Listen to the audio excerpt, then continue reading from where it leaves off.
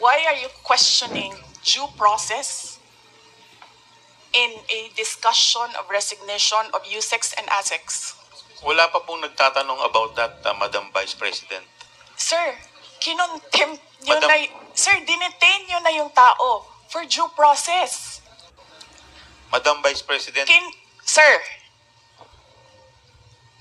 nasa loob ng detention ang tao because you question due process.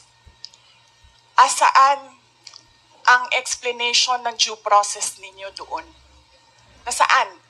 Madam Vice Tinanong President, kita kanina, I'm sorry sir, tinanong kita kanina, sino ang appointing authority? USEC ng ASEC, anong sagot mo? Secretary. Hindi mo alam. Hindi pa po ako nagsumasagot. Hindi mo. Nakita kita, sumagot.